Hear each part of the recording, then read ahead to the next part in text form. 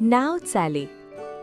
एक बेडूक, एक कोंबडीचे पिल्लू, एक उंदीर, एक मुंगी आणि एक झुरळ सगळे मिळून फिरायला निघाले होते. सकाळची वेळ होती, हवेत गारवा होता आणि सगळे खूप उत्साहात होते.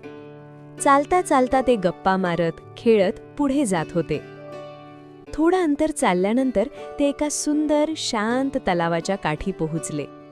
पाण्यावर सूर्यकिरण चमकत होते आणि आजूबाजूला हिरवीगार झाडं होती. चला आपण पोहूया, असं म्हणत बेडकाने लगेच पाण्यात उडी मारली.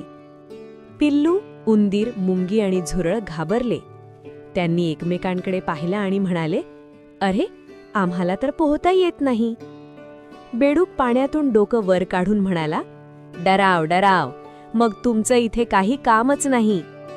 तो त्यांच्यावर हसू लागला. तो इतका हसू लागला की त्याचा श्वास अडकायला लागला, तरीही तो थांबत नव्हता. हे पाहून पिल्लू, उंदीर, मुंगी आणि झुरळ खूप दुःखी झाले. त्यांना वाईट वाटलं, पण त्यांनी हार मानली नाही.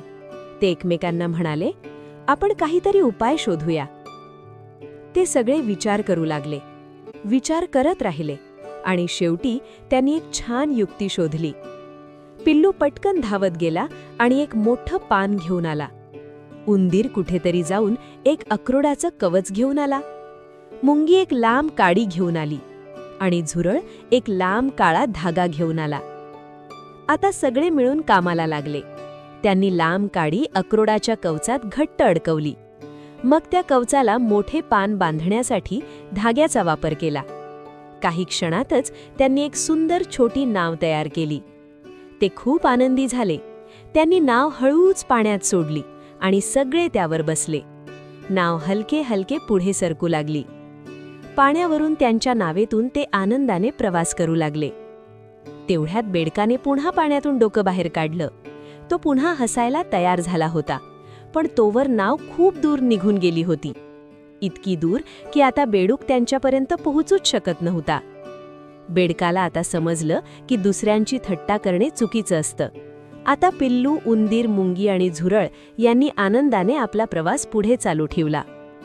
शिकवण: दुसऱ्यांची खिल्ली मुडवू नये.